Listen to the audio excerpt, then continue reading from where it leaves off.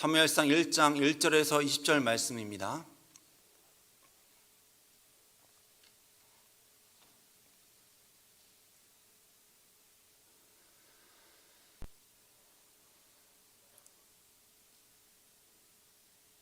제가 먼저 1절을 읽습니다.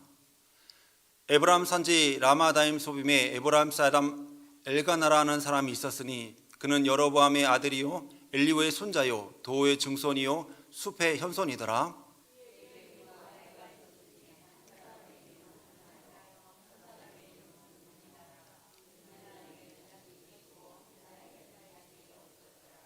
이 사람이 매년 자기 성읍에서 나와서 실로에 올라가서 만군의 여호와께 예배하며 제사를 드렸는데 엘리의 두 아들 홈니와 비누아스가 여호와의 제사장으로 거기에 있었더라.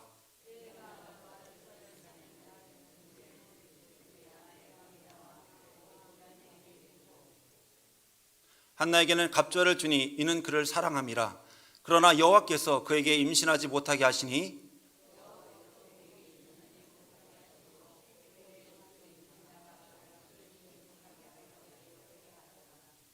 매년 한나가 여호와의 집에 올라갈 때마다 남편이 그같이 하매 분인나가 그를 격분시키므로 그가 울고 먹지 아니하니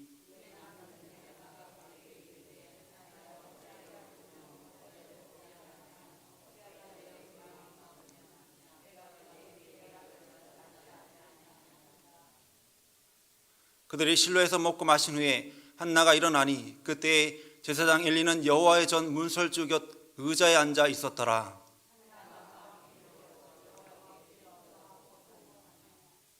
소나 이르되 만군의 여호와여 만일 주의 여종의 고통을 돌보시고 나를 기억하사 주의 여종을 잊지 아니하시고 주의 여종에게 아들을 주시면 내가 그의 평생에 그를 여호와께 드리고 삭도를 그의 머리에 대지 아니하겠나이다.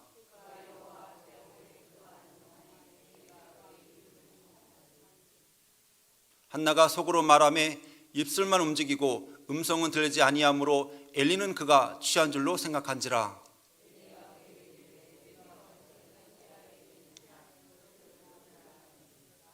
한나가 대답하여 이르되 내 주여 그렇지 아니하나이다. 나는 마음이 슬픈 여자라.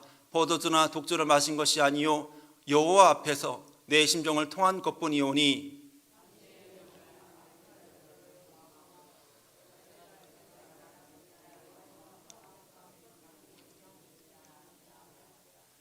엘리가 대답하되 이르되 평안히 가라. 이스라엘의 하나님이 내가 기도하여 구한 것을 허락하시기를 원하노라 하리.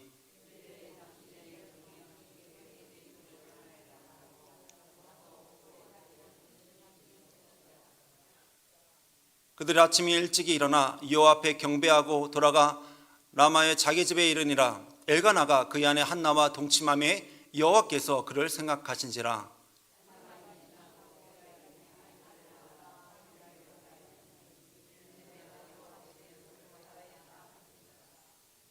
아멘. 예, 우리 앞뒤로 이렇게 인사합니다. 성도님 때문에 우리 교회는 행복합니다. 성도님 때문에 제가 행복합니다. 인사하겠습니다. 성도님 때문에 우리 교회는 행복합니다. 성도님 때문에 제가 행복합니다. 참 잘 들었습니다. 주일 예배 때 보고 또 이렇게 3일 또 수요 예배 때 주일에 나와서 예배하게 됨을 하나님께 감사드리며 또 하나님께서 주실 은혜가 있는 줄 믿습니다. 먼저 하나님께서 역사와 전통이 있는 우리 대조 제일교회 또 부목사로 또 보내주셔서 사역의 기회를 허락해 주신 아버지 하나님께 감사를 드립니다. 또한 담임 목사님과 또 당회 장로님들께서 또 저를 또 선택해 주신 것에 대해서 감사를 드립니다. 사무엘상은 이스라엘 역사에 있어서 하나의 획기적인 전환점을 이야기하고 있습니다. 그러니까 그 이전에는 사사시대가 있었고 그리고 이 사사시대가 끝나가고 왕정시대가 시작되는 그 가운데 있는 것이 바로 사무엘상이 기록된 것입니다. 이스라엘 백성이 가나안 땅을 정복하고 난 다음에 사사를 세워서 그 이스라엘 백성을 다스리게 하였습니다. 그런데 시간이 가면 갈수록 사사들이 하나님 뜻대로 백성들을 이끄는 것이 아니라 점점 타락해져 가게 되었습니다. 정치적으로나 도덕적으로나 영적으로 어두워져 가게 되었어요. 그러한 가운데 하나님께서는 더 이상 그들을 내버려 둘 수가 없었습니다. 지도 체제를 바꾸시고 그리고 하나님 나라의 기틀을 새롭게 하고자 하셨습니다. 그렇게 해서 왕정시대가 시작되게 되었습니다. 그 왕정시대가 시작되는 그 바로 직전의 내용이 오늘 우리가 읽은 사무엘상 1장의 내용인 것입니다.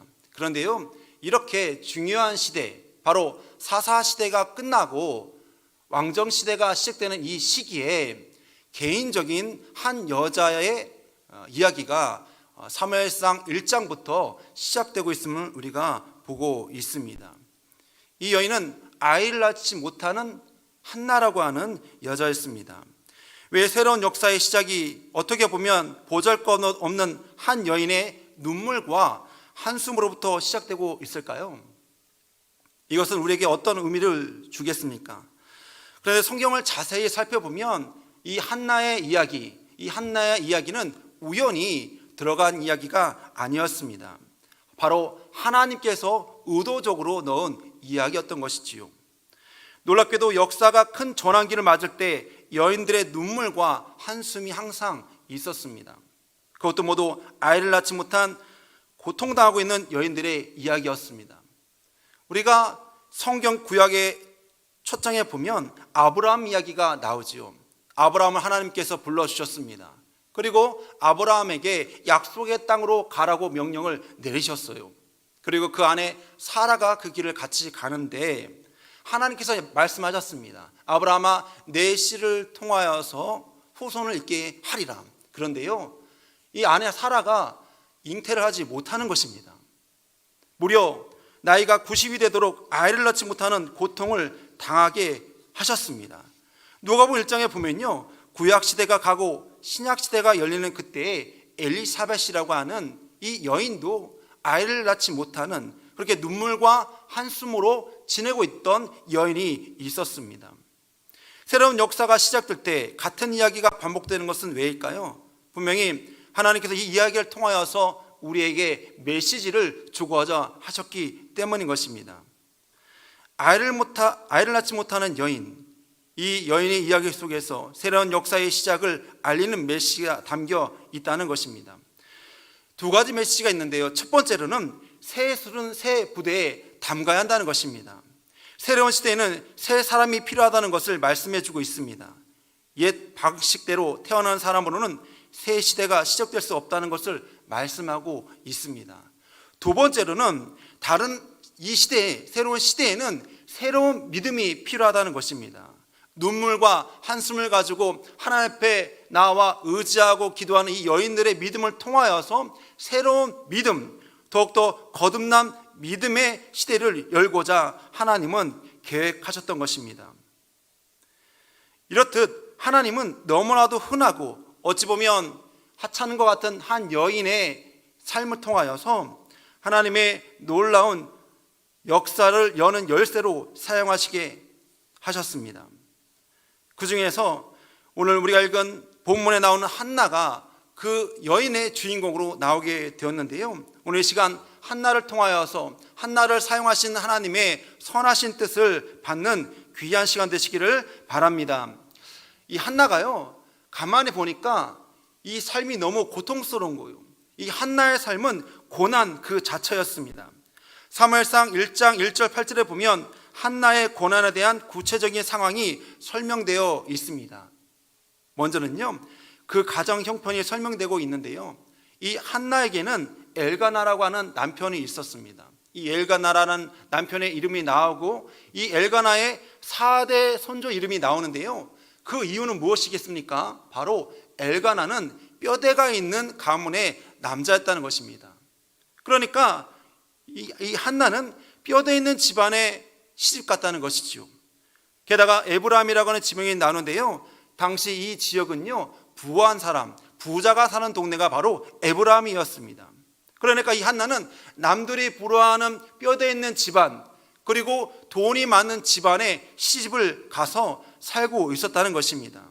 다음으로는 남편과의 관계가 설명되고 있는데요, 오늘 본문 1장 2절에 보면 두 명의 아내가 있음을 보게 됩니다. 엘가나에게는 두 명의 아내가 있는데 먼저 한나의 이름이 언급되고 분인나의 이름이 나중에 언급된 것으로 보아 한나가 엘가나의 정실이고 분인나가 후에 맞이한 후실이었다는 것을 우리가 알 수가 있습니다.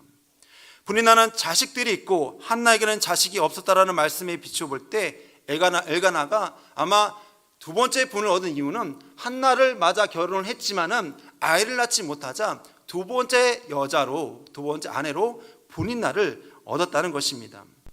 그런데 5절과 8절에 보면 남편 엘가나가요, 한나를 너무나도 많이 사랑했습니다. 한나를 엄청 그리고 마음을 다해서 사랑했다는 것을 볼 수가 있습니다. 그런데요, 문제가 있었습니다. 6절에 보면 한나가 아이를 낳지 못하는 것을 보고 두 번째 부인인 분인나가 매일매일 격분시키는 거예요. 이 격분시키다는 말은 마음을 긁어내고 정말 큰 고통을 매일매일 줬다는 것입니다. 너는 아이를 못 낳는 여인인데 왜 이 집에 있느냐? 너는 왜 이 집에 내 남편의 사랑을 독차지하고 있느냐? 이렇게 매일매일 분인나를 통하여서 고통을 받게 되었다는 것입니다. 그리고 7절에 보면 특별히 절기가 되면 성소에 올라가는데요, 쉽게 말해서 예배를 드리려고 교회를 가려고 주일 아침에 일어나서 깨끗하게 옷을 입고 나가려고 하는데 그때 분인나가 그 앞에 가로막고 또 격분시키는 거예요. 너같이 부정하고 너같이 아이를 못 낳는 여인이 어찌 교회를 갈 수 있느냐? 이렇게까지 분인나가 한나를 격분시켰습니다. 한나는 모든 사람이 부러워할 만한 부자요, 또 뼈대 있는 가문에 시집와서 살고 있었지만 또 남편에게 남다른 사랑을 받았지만 그러나 그에게는 해결하지 못하는 문제가 있었습니다. 바로 아이를 낳지 못하고 있다는 것입니다. 아무리 부유하고 좋은 집안에 살고 남편의 남다른 사랑을 받고 있어도 아이를 낳지 못한 아픔을 이기게 할 수는 없었습니다. 한나에게는 무엇으로도 극복할 수 없는 이러한 큰 고통과 격분이 있었습니다. 그런데요, 우리는 이 어려운 고난이 다가왔을 때 한나가 이 고난을 대하는 태도를 배울 필요가 있는 것입니다. 한나는요, 오늘 성경에 보니까 단 한 구절도 하나님을 원망하거나 남편을 원망하지 않았습니다. 이 한나의 신앙의 이 삶의 특징은 원망하지 않았습니다. 많은 사람들이 고난이 다가오게 될 때 자기에게 원인을 찾는 것이 아니라 대부분은 다른 사람에게 원인을 찾습니다.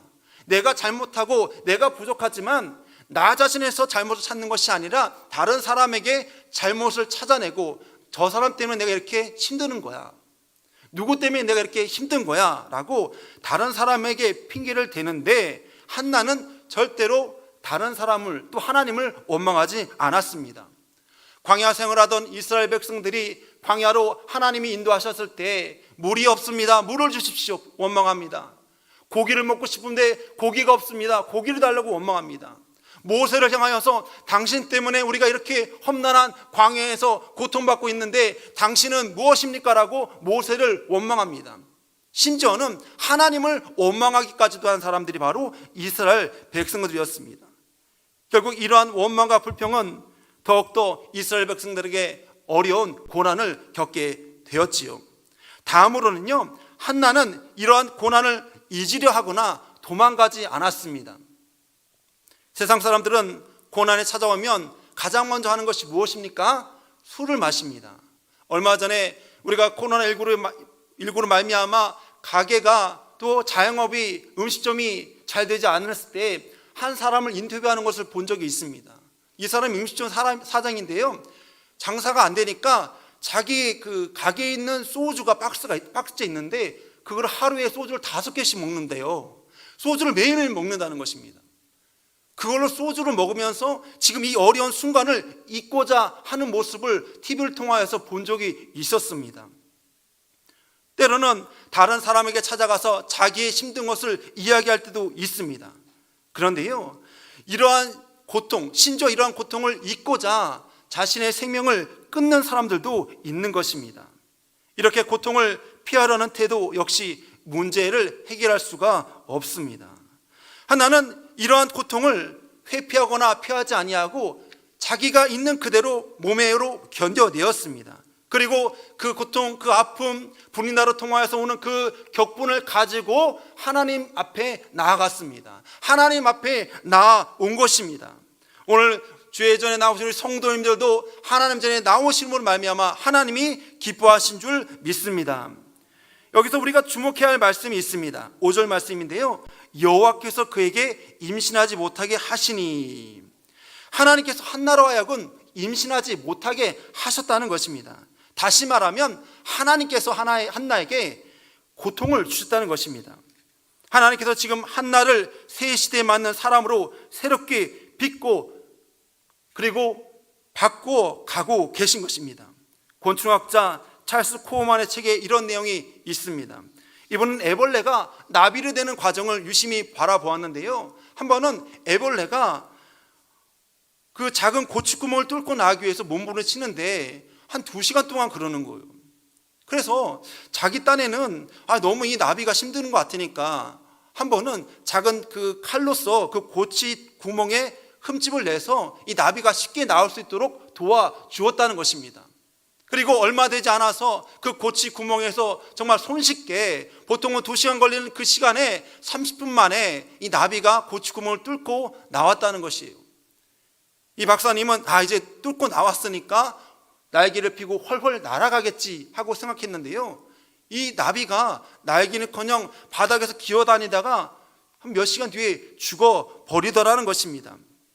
그런 당시에 이 경험을 이렇게 써놓았습니다. 나비는 땅을 박차고 하늘을 향해 날아오를 만한 힘을 갖지 못했던 것이다.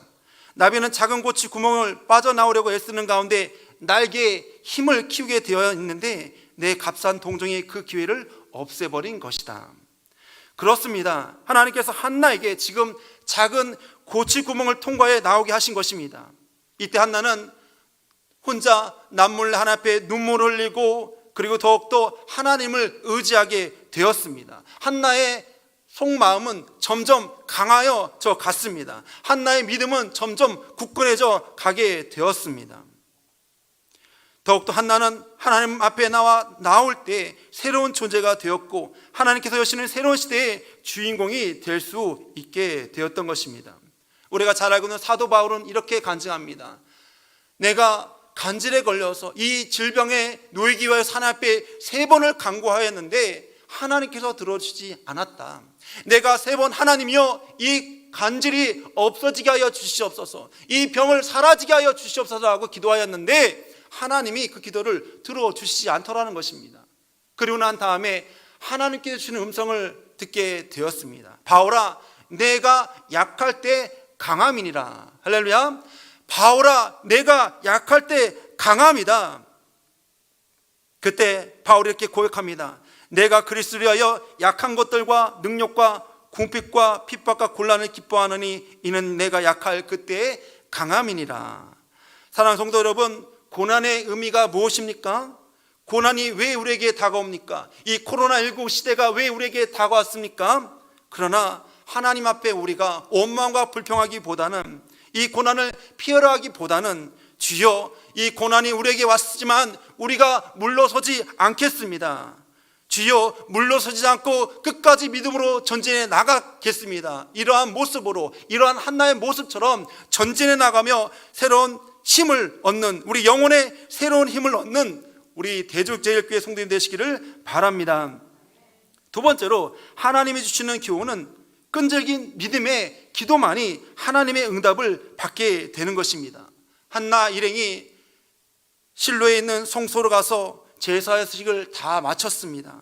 식사를 마쳤습니다. 모든 사람들은 식사를 다 하고 각자 방에 가서 잠을 자려고 이불을 까는데 한나는요 그렇지 못하는 거예요.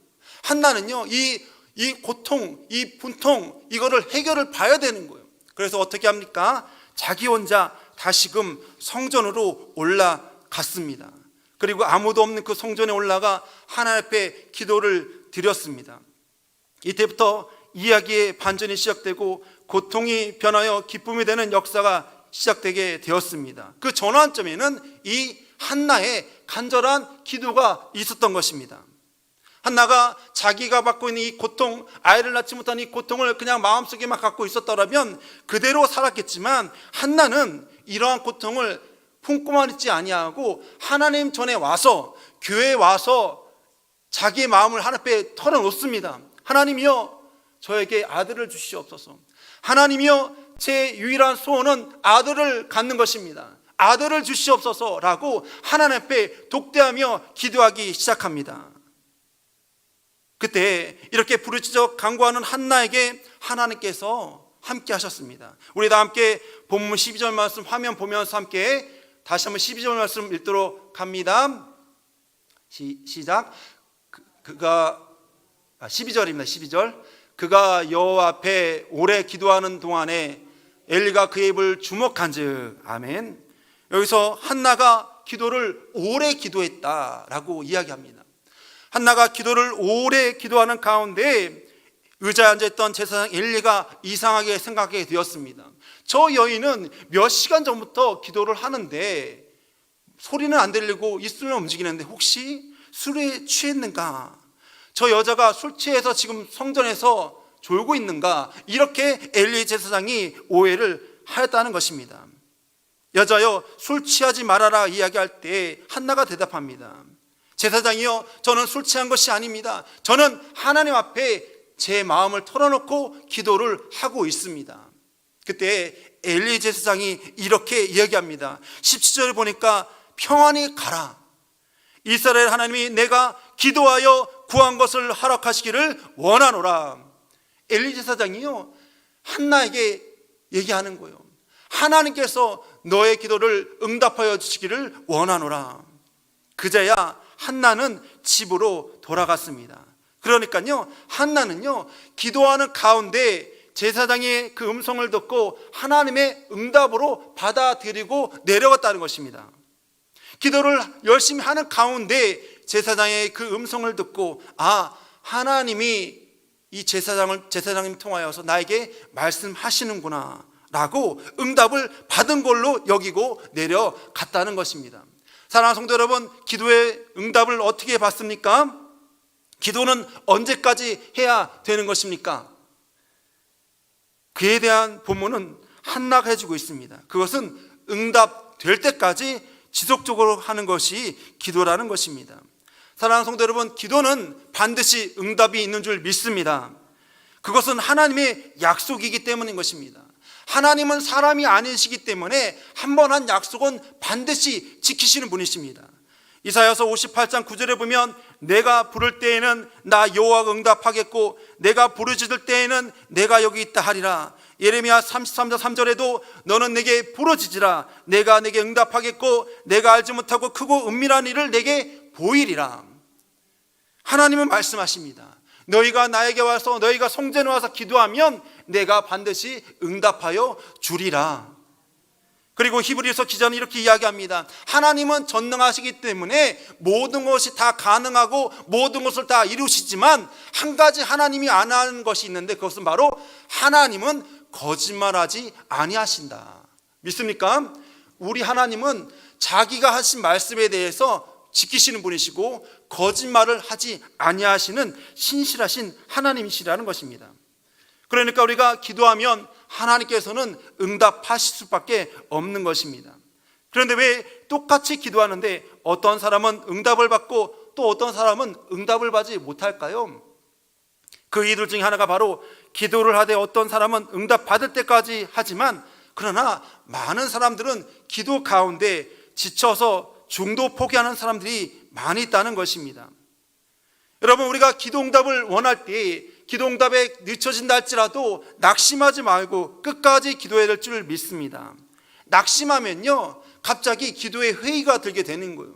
기도를 한 달하고 또 1년하고 또 5년을 했는데 기도 응답이 되지 않는 거예요. 그래서 내 마음에 낙심이 되기 시작합니다.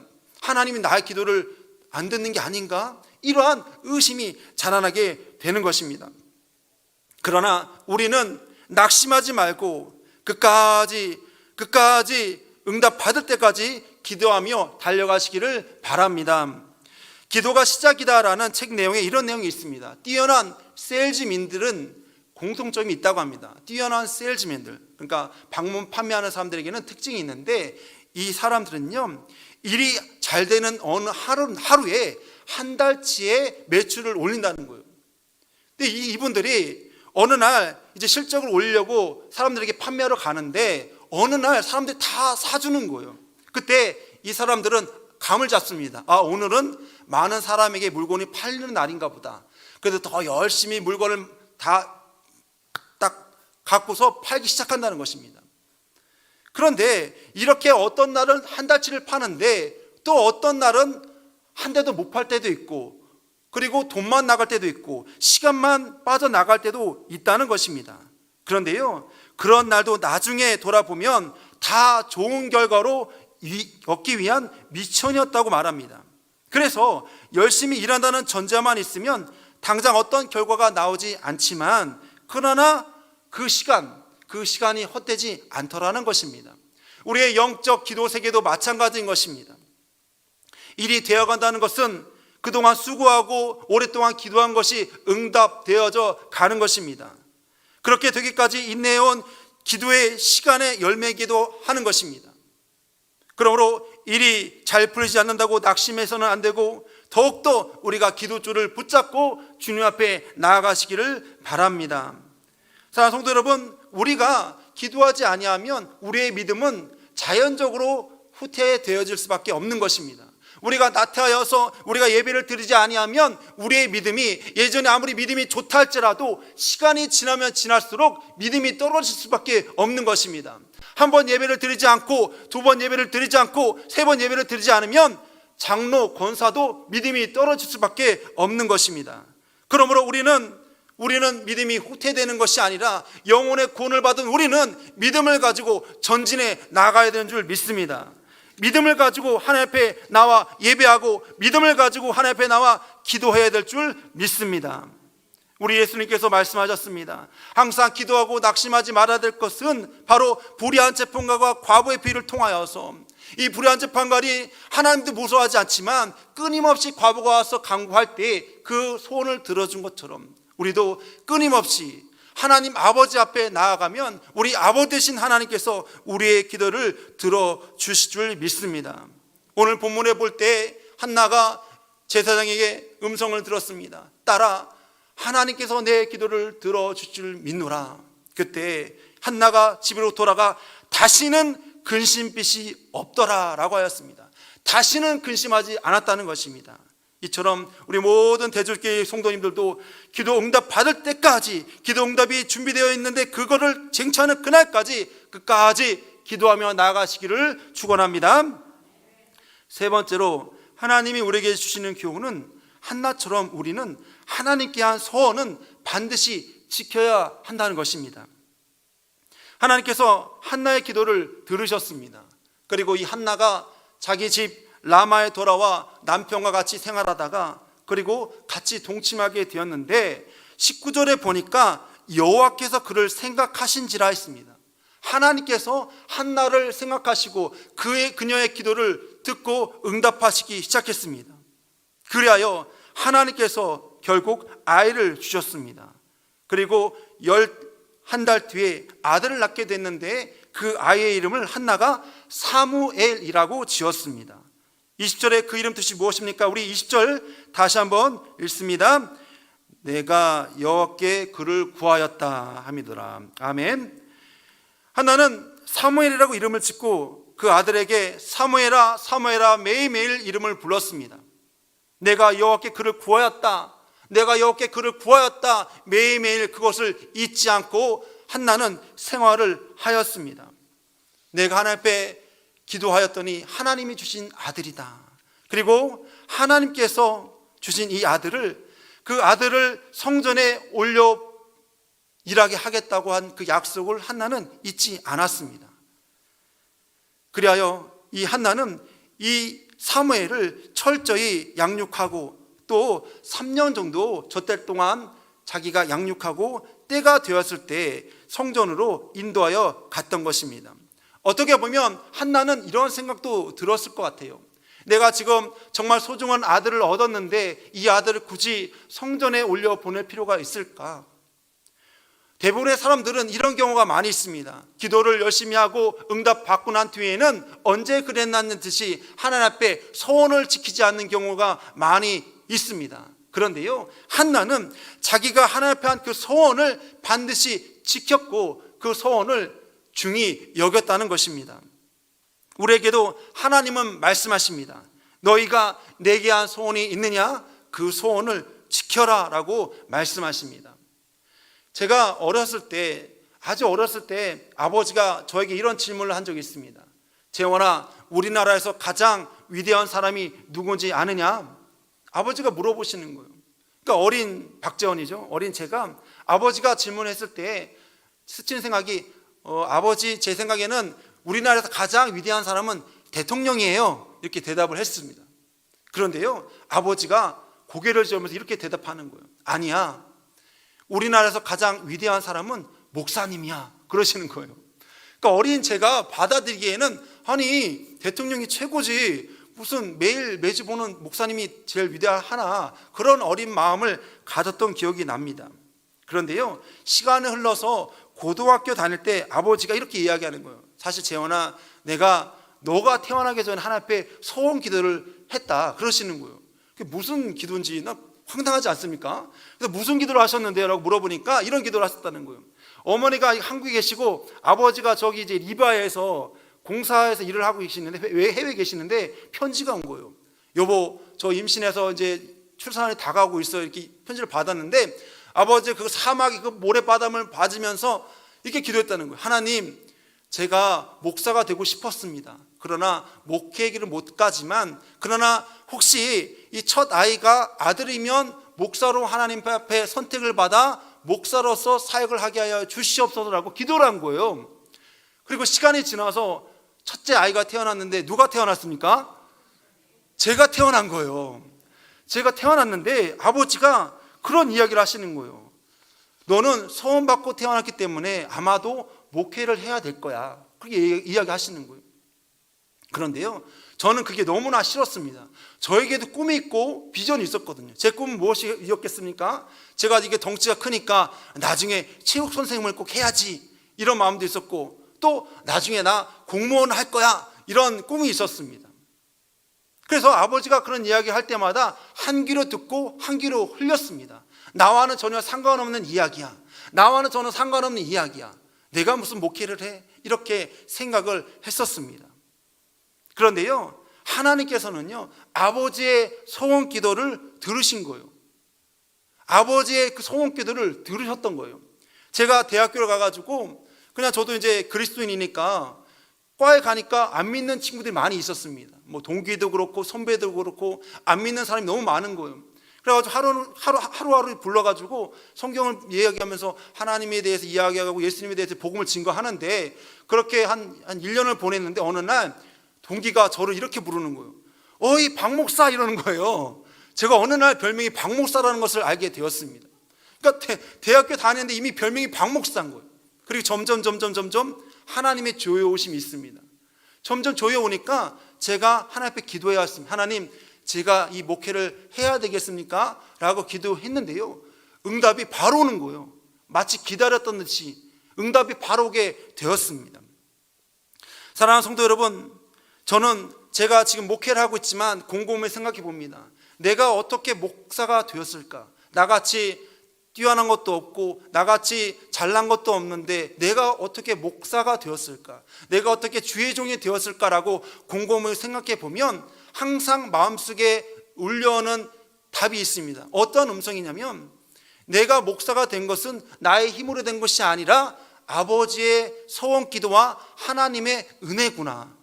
그런 감동이 항상 있는 거예요. 내가 목사가 된 것은 내 힘으로 된 것이 아니라 우리 아버지의 소원 때문에 하나님의 은혜로 선택받았다는 것입니다. 목사는 선택을 받아야지만 목회를 할 수 있기에, 그래서 지금도 하나님의 그 선택의 은혜에 감사하며 생활하고 있습니다. 사랑하는 성도 여러분, 하나님께 우리가 물질로 소원하신 분이 있을 수 있습니다.